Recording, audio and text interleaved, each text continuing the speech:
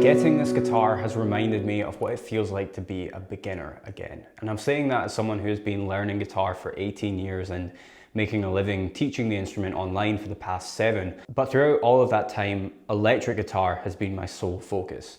I grew up on rock, blues, and country, and whilst I've always admired acoustic guitar legends, for some reason it's taken me 18 years to get the urge to learn an acoustic playing style. And to be honest, this has always been a small insecurity of mine. I've always felt like an incomplete guitar player because of the fact that anytime I would get handed an acoustic, I would have no idea what to play. So what changed and what influenced me to buy this Yamaha a few months ago? Well, I got the urge to do this after my parents had come to visit me in Nashville this summer. We'd been invited out to a dinner at the home of a family friend in Gallatin, and a bunch of the people there were actually bluegrass guitarists who had brought their acoustics with them. So naturally, we all got to talking about guitar, and I explained to them that I never really felt the desire to learn an acoustic playing style. And so after we'd had dinner, these guys took their guitars out and invited me to play with them on the porch. So I get handed an acoustic, they start playing and singing some bluegrass tunes, and I'm just there doing my best to follow along with the chord changes. And even though I wasn't so familiar with bluegrass playing, I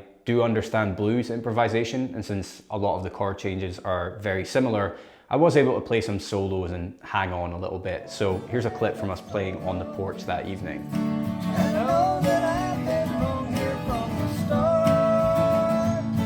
I know I'll have to face it sad tomorrow. It breaks my heart to know that we must part. Think we're on.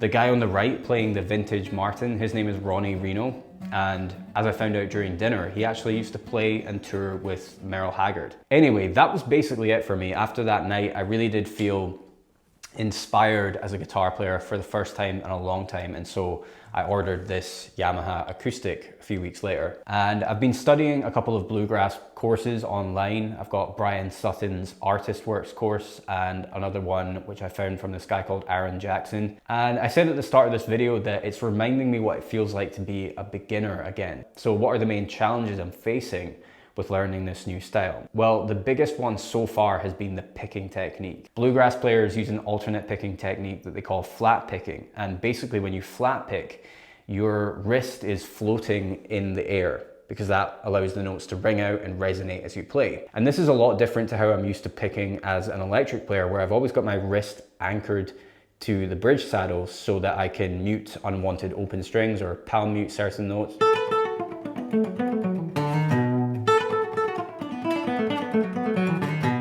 With flat picking, it's just your forearm that is anchored to the top and side of the guitar, and sometimes your pinky finger as well, although I'm kind of going back and forth between those two different techniques. But the main thing is your wrist is floating in the air, it's not touching the bridge. And what's difficult about that for me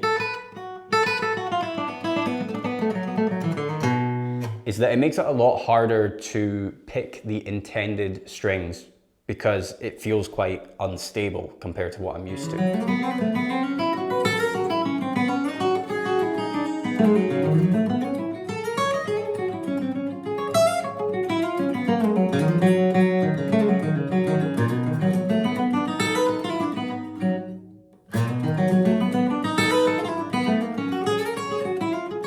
Another challenge is the type of vocabulary in bluegrass lead playing. So I'm big on rock and blues guitar playing, and of course in those genres you're used to bending the strings and sliding and having these big sustained notes, which are all things that don't really carry over to the bluegrass style. If you try to bend beyond a semitone,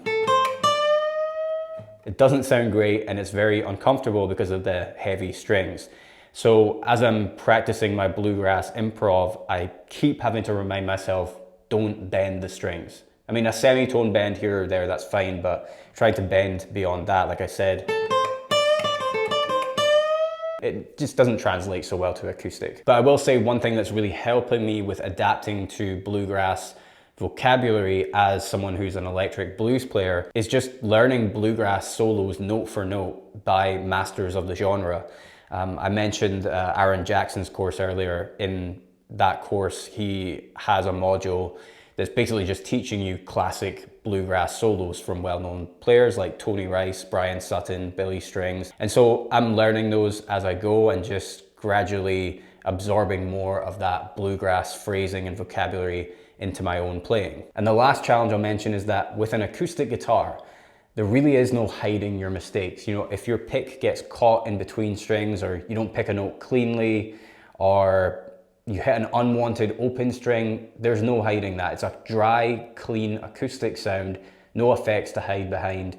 And so that's actually a good thing because it's forcing me to take a lot more care with my picking technique and make sure that I'm picking cleanly, which is a challenge at faster tempos, but you know, that will come with time. Overall, this is pushing me way outside of my comfort zone, and I love that because that means that there is progress to be made. And after years of feeling a bit bored playing the same styles all the time, having progress to look forward to with a new style of playing, you know, a few months, a few years down the line, that's very exciting to me. And I'm also loving that I now have a reason to play guitar that isn't tied to my career in any way. I'm not doing this so that I can make a bluegrass course or YouTube lessons or perform this genre live. As of right now, this is literally just for my own enjoyment. This has brought back the joy that I used to feel when learning guitar in my more formative years when it was all new. So I guess the two main takeaways from this video are that if you're in a bit of a rut, try out a new style that interests you and be okay with sucking at it in the beginning, because that means you've got hurdles to overcome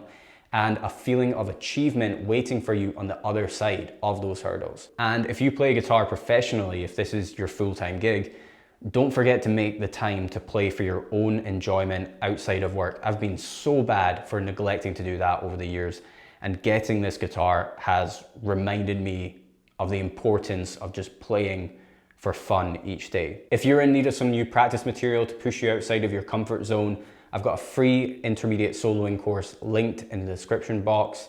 Thanks for watching. I'll see you guys in the next one.